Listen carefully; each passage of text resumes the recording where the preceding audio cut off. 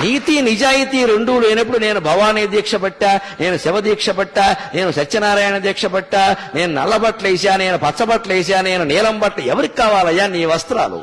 నీ వేషాలు ఎవరికి కావాలి? నీ మొక్కుబళ్ళు ఎవరికి కావాలి? నువ్వు పనిచేసే ఆఫీసులో ఎలా పనిచేస్తున్నావు? నీ సంసారం ఎలా చేస్తున్నావు? నీ పిల్లల పట్ల నీ బాధ్యతలు ఎలా చేస్తున్నావు? నువ్వు విద్యారంగంలో ప్రభుత్వ సంస్థలో ఉపాధ్యాయుడిగా ఉంటే పాఠాలు సక్రమంగా చెబుతున్నావా, లేదా దీక్ష కోసం పాఠమే కొడుతున్నావా? దీక్ష కంటే కూడా పాఠమే ముఖ్యం. ఎందుకంటే అక్కడ జీతం తీసుకుంటున్నాం మనం ఖచ్చితంగా. ఒక నేరస్తులలో దీక్ష పట్టిన వాళ్ళు ఉంటున్నారు అంటే దేశం ఏ స్థాయికి వెళ్ళిపోయిందండి. ఎంత సిగ్గుగా ఉంటుందండి. స్వామి భక్తులుగా, శబరిమల భక్తులుగా మనకి ఎలా ఉంటుంది అది? అయ్యో, దీక్ష ప్రభావం ఏం లేదా?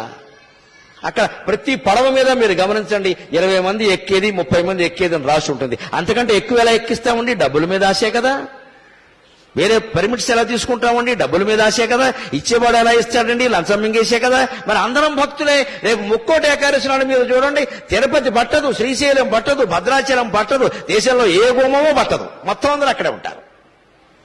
ఆ రోజు మహాపుణ్యం చేసిన పాపాలన్నీ పోతాయి. అంటే అన్ని పాపాలు చేశాడనమాట ఈయన. అసలు ముందు వీళ్ళు పాపాత్ముడి కింద గమనించాలి. ముక్కోటి ఏకాదశి నాడు పని కట్టుకుని గుళ్ళో గెడుతున్నాడంటే ఇంత పాపాత్ముడు ఇంకొకడు లేడు. పాపం చేయని వాడు వెళ్లాల్సిన పనిలా వాడు ఇంటో వాడు ఉంటాడు ఖచ్చితంగా. నేను ఏ పుణ్యక్షేత్రానికి, ఏ పుణ్యక్షేత్రానికి, ఏ పుణ్యతీర్థానికి, ఏ పుణ్యతిథి నాడు నేను వెళ్ళాను. ఎందుకంటే నేను ఏ పాపము చేయలేదు, పోవలసినవేం లేవు. నాకు అవసరం లేదు వెళ్ళవలసింది. ఈ పిచ్చి వదులుకోండి దయచేసి. ఎందుకంటే ప్రమాదాలు అక్కడే జరుగుతున్నాయి. ఒకే క్షేత్రం, ఒకే రోజు, ఒకే సమయం. గోదావరి పుష్కరాల్లో 30 మంది ఎందుకు చచ్చిపోయారో అందరికీ తెలుసు.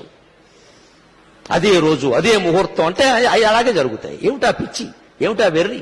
ముక్కోటి ఏకాదశి నాడు పెడతారా? మర్నాడు వెళ్ళండమ్మా, 3 రోజులు అయ్యాక వెళ్ళండమ్మా. విష్ణుమూర్తి ఏమైనా కోప్పడతాడా? ఉత్తర ద్వారంలోంచే వెళ్ళాలి, తలుపులు బద్దలైపోవాలి. బాగా మనస్సు నిండా బుర్ర మడ్డి పెట్టేసుకుని మనస్సు నిండాను ఆ రోజే చూడాలి, అలాగే వెళ్ళాలి, ఏమైనా సరే వెళ్ళాలంటే ప్రమాదాలే జరుగుతాయి. చివరికి ఏమవుతుంది? ఈ ప్రమాదం వల్ల హిందూ ధర్మానికి నష్టం, దేవుడి మీద దుష్ప్రచారం జరుగుతోంది. ఇతర మతాల వాళ్ళు అరుసుగా తీసుకుంటున్నారు. మీ మతంలో ఏం జరుగుతుందో చూడండి అంటే వాళ్ళకి జవాబు చెప్పలేకపోతున్నాం మనం. అంచేత పుణ్యక్షేత్రాలు, తీర్థాలు, పుణ్యతిథులు ఇవేవి ముఖ్యం కాదండి. శరీరాన్ని మించిన క్షేత్రం లేదు, మనస్సును మించిన తీర్థం లేదు. సత్ప్రవర్తన కలిగి ఉంటే నువ్వే ఒక పుణ్యక్షేత్రం, నీకు నువ్వే ఒక పుణ్యతీర్థం.